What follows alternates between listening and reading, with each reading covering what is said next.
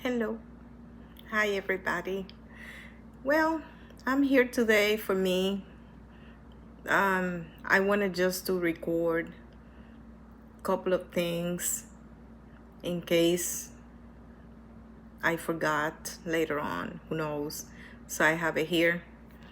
But at the same time, if you want to listen to my story, you can. You're welcome to. Um, I kind of wanted to have it for history because I have this channel since 2004 and I'm being like putting few videos, and so no activity, not too much activity to this channel, but I'm not sure right now how what's gonna happen with the channel or anything. I have a couple of followers that has been always my followers and since forever, and they're like 600 and something people that they're always there, always. And so I'm not sure why they still here, but they still here. So today I just want to just recount of what happened to me, and this is about my cancer. So I was diagnosed with cancer, ovarian cancer, and that was back on August, September 2024. I actually went to my primary care physician with pain in my, I have pain on the back, lower back pain. And I had it for a while, and because I always had kidney stones, I actually told my primary care physician that it'd be a good idea if he can actually send me to do a CT scan of my kidneys, because I know that I have a history of kidney stones. And he did actually, and I went and I had the CT scan done, and I got the results back pretty much end of August 2024. And when I got the results back, I did in fact had the kidney stone, and at the same time I had a tumor, and it was 5.2 or 5.3 centimeters. It was pretty big actually, and I forgot about the kidney stone, and I went to I spoke with my manager at my job, and I actually told her what was going on, and she moved quickly, and she actually spoke with the oncology facility, and they found an appointment for me as soon as possible, and I went to talk to the oncologist. The oncologist said that, well, the tumor was sent to do a biopsy, so they did go. They sent the tumor. Well, I think I'm jumping things here. Okay. I had to have a surgery, but before the surgery I had to see the oncologist. So okay, my manager found me the appointment, and I went to see the oncologist. The oncologist said that he needs to do a total hysterectomy and take everything out because I had a tumor on my right ovary. So I actually had the total hysterectomy on September 4 or 5, I think it was, beginning of September. I had the surgery,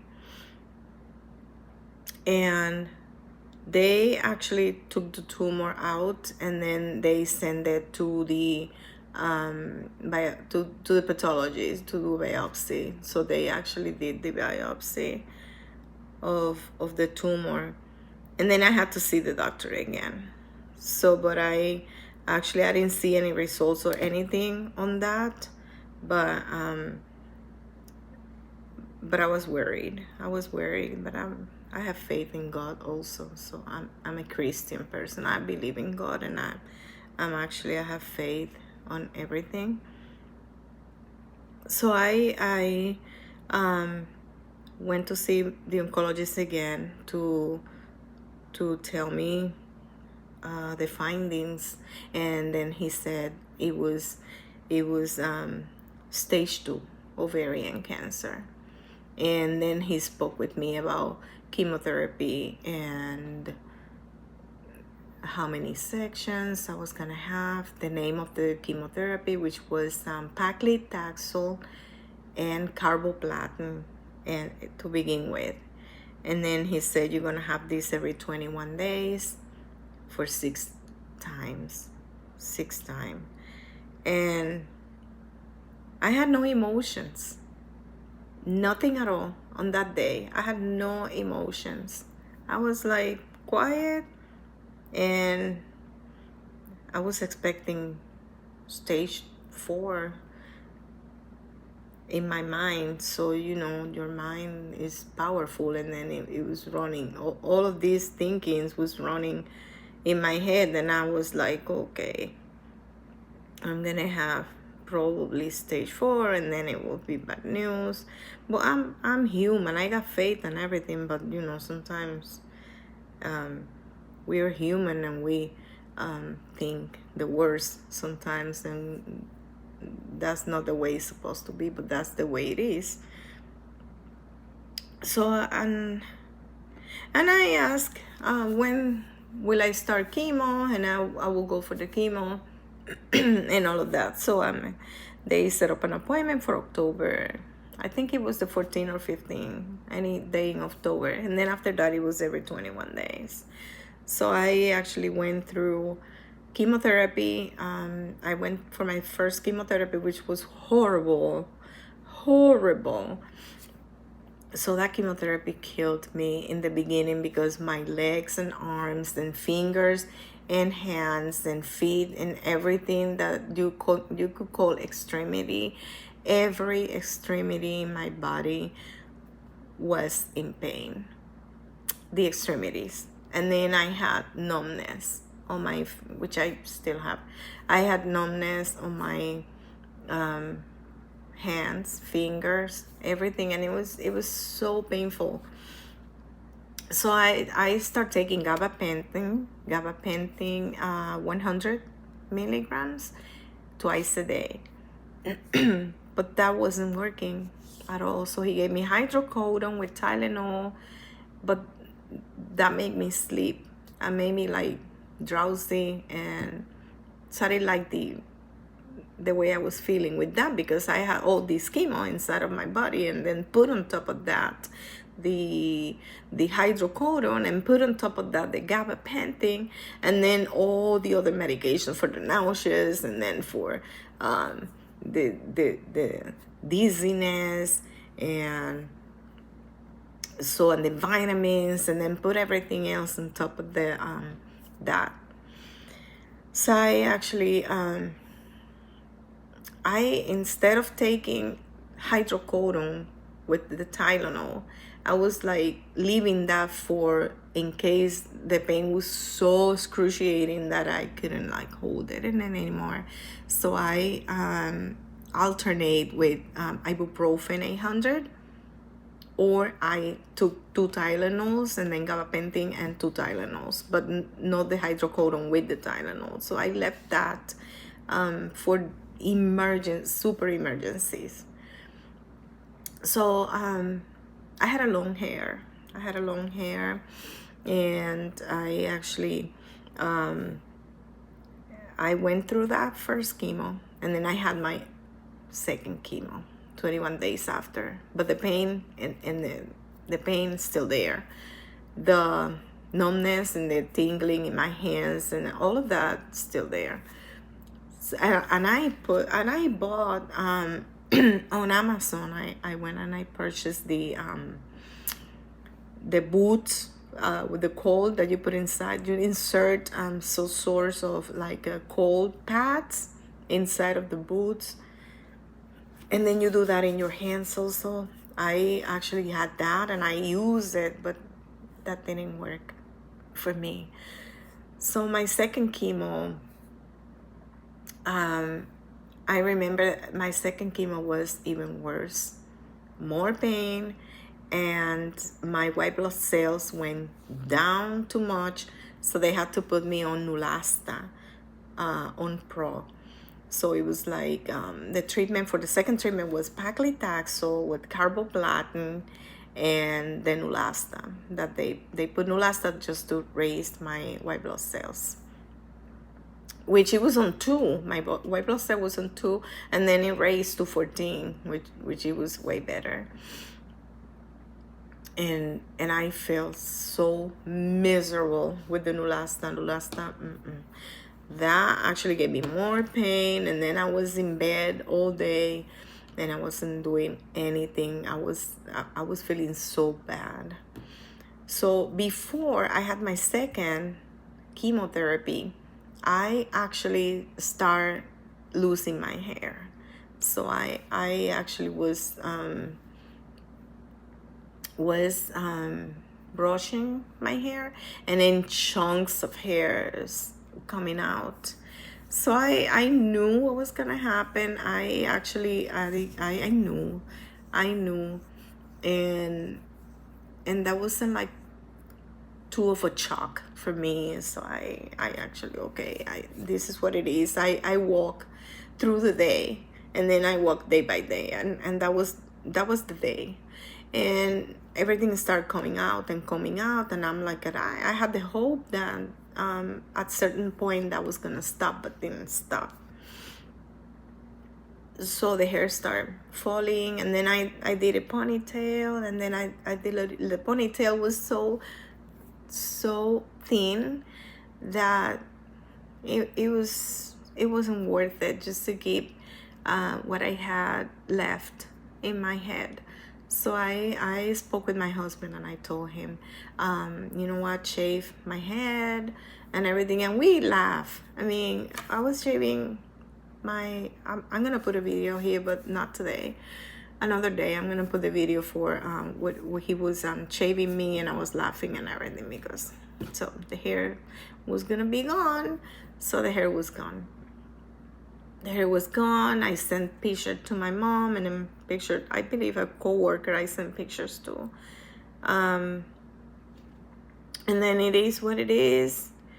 And then I spoke with my doctor, my oncologist, and I said, well, these type of treatment, the paclitaxel, is causing me so much pain in my arms and legs, and this is, I'm not sure if I can, hold another treatment again for that kind of treatment again. If we can change it, that would be pretty decent if we could do that. And he said he was gonna change it. So my third chemo was going to be Taxotere and carboplatin. So paclitaxel was 4 hours, and carboplatin was 1 hour. So I was there 5 hours plus the pre-meds before, and the hydration after, and then all of that, and blood work. So I actually I actually was there for a long time. So Taxotere for my third chemo, Taxotere was going to be 1 hour, and then carboplatin was going to be 1 hour. I believe it was 1 hour and 1 hour. It was 2 hours. So it was less of the time. So they put that medication, and they gave me Decadron, which is dexamethasone, which is for the nauseous and reactions and whatever it is for. So they gave me those to take it before treatment. So I took that before treatment. I went to the treatment, and when I came home the next day, I was feeling so weak. My tongue was white. I was feeling so weak. My head was this, because, well, I get steroids also. But I was feeling so sick, and I told my husband, take me to the hospital. I cannot handle this anymore. So he took me to the hospital, and they actually did a couple of work, and then the nurse came, talked to me, and then she said I had sepsis. And I know what sepsis is. So sepsis can kill you in 12 hours. Sepsis is an infection that goes all over your body, and it could be fatal. So they start doing IVs, and they transfer me from one hospital to another hospital because they didn't have the facility for oncology in the hospital. And then they transfer me to another hospital, which is an hour away from the other hospital. So I was transferred in ambulance to the other hospital, and they put me in intensive care for the cancer, which is on the third floor. Yes. So they was doing a lot of blood work, and this big, it was a lot of work, blood work, IVs, two antibiotics, vancomycin, and another antibiotic, I don't remember the name, but it was antibiotic in liquid, IVs, antibiotics, and then hydration, and it was a lot of things.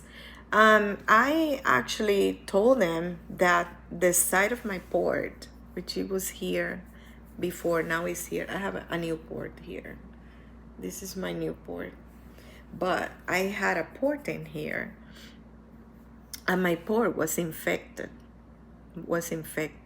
But they couldn't access my port.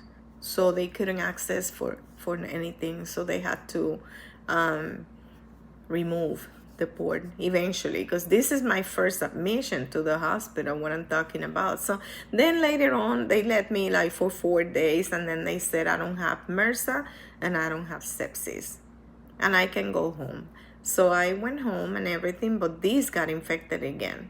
So I had to go back to the hospital, and then they admit me again, and then that's when they took the port out of here, and then they put it, not the same day, because they took it one day, and then it was on Wednesday, and then Friday I had this one placed back in. So this port goes up. See, a little scar right there. So this one goes up, and this port went down. So this one was different than this one. So I actually feel more comfortable with this one, with the new one, because it never got infected, and it works pretty good. It doesn't hurt. I don't even notice that I have something there until I go for the port flushes. So I spoke with my oncologist, and I said Taxotere and carboplatin is not doing good for me. It's something else, and I cannot have that medication, because that medication sent me to the hospital twice, because my white blood cells went too low that I got infections. So he said that he was gonna put me on Abraxane,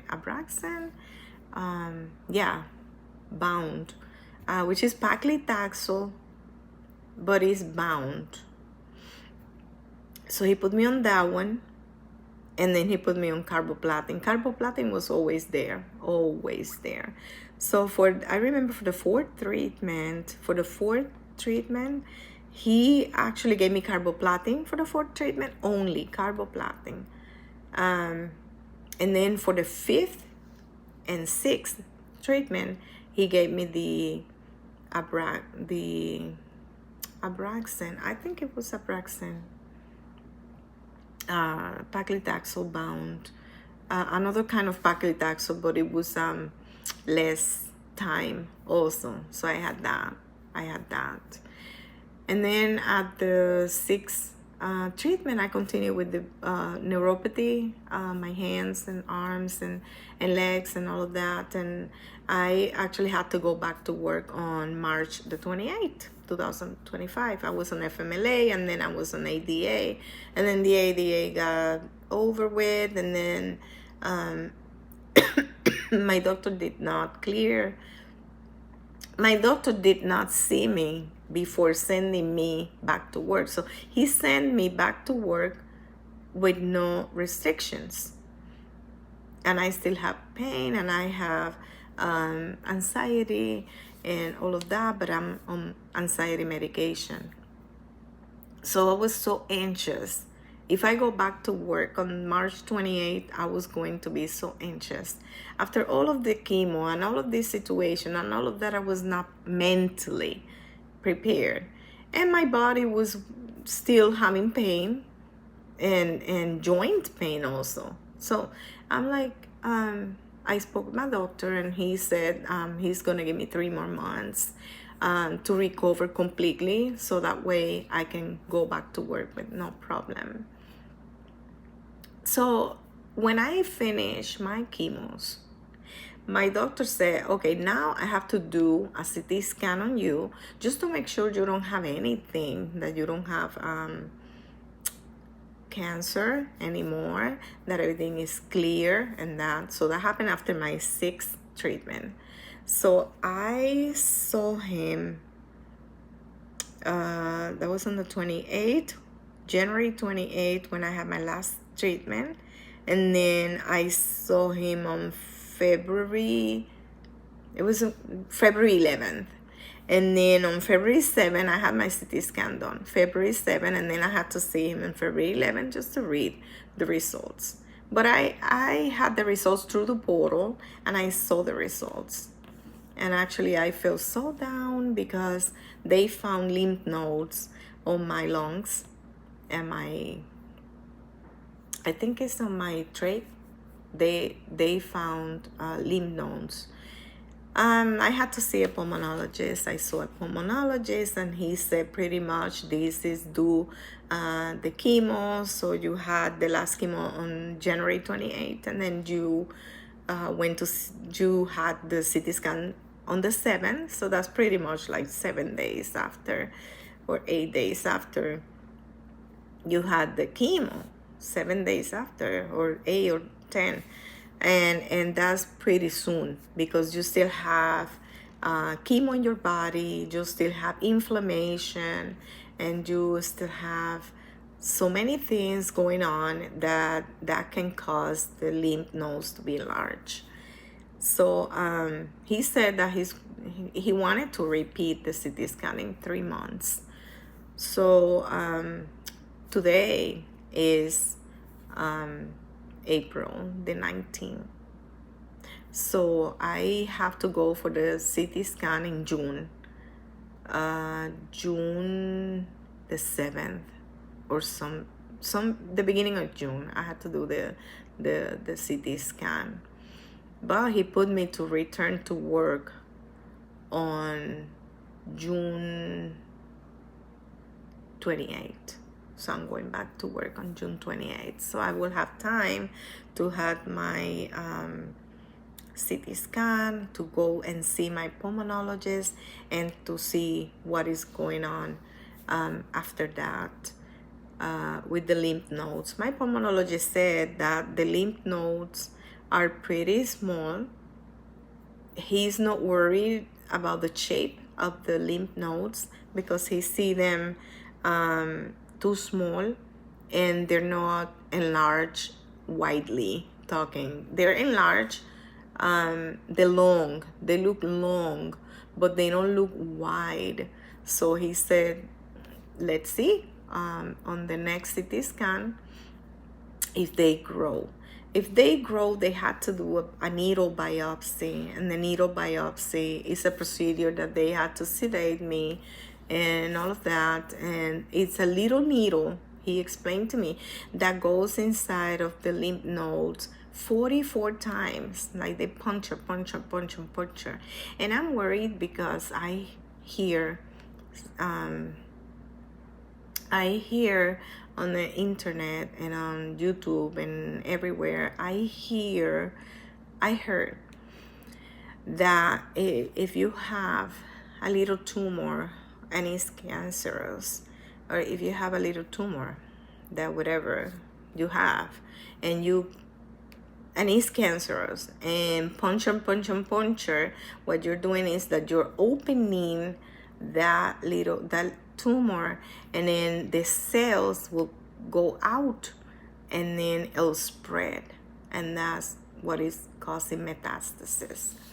So I'm kind of like a skeptical to do the needle biopsy, I don't think that would be necessary.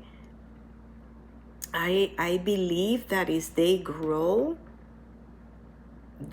what they should do is skip the biopsy and start chemotherapy or radiation right away. I mean, don't do the needle and puncture the tumor, and then that's going to be an open wound inside of the tumor, and then all the cells are free to go out, you know through the incision.